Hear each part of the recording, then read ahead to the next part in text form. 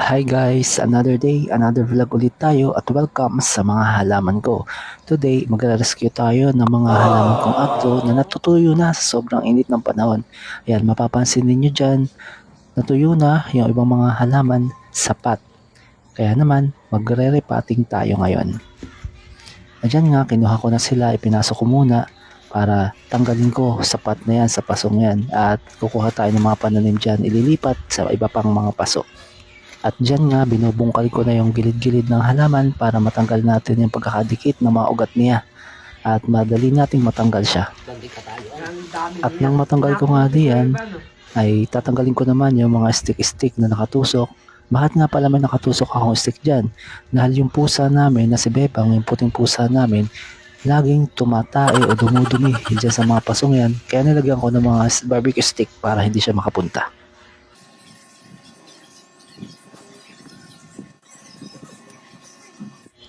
At matapos kong tanggalin yung mga stick, ginagahok ko na yung lupa. Ayan, tinutusok-tusok ko na para makahinga naman ulit yung lupa.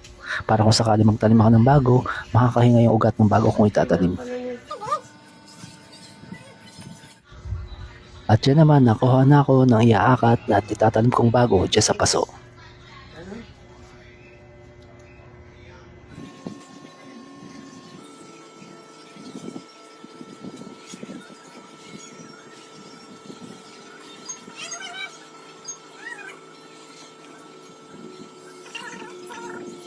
At nang matapos ko nga unang pot, kukuha naman tayo ng pangalawang pot. Diyan nga tinatanggalan ko siya ng mga damo-damo dahil tinubuan na talaga siya ng damo.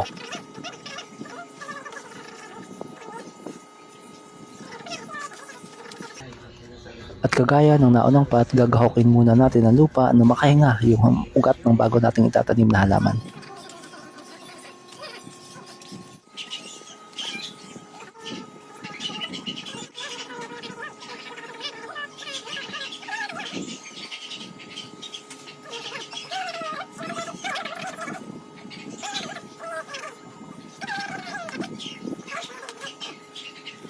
At dyan nga, nakagawa tayo ng tatlong repotted na halaman at dyan na muna siya hanggang mainit pa ang panahon, hanggang sa kaya na niyang tumagal sa init ng panahon.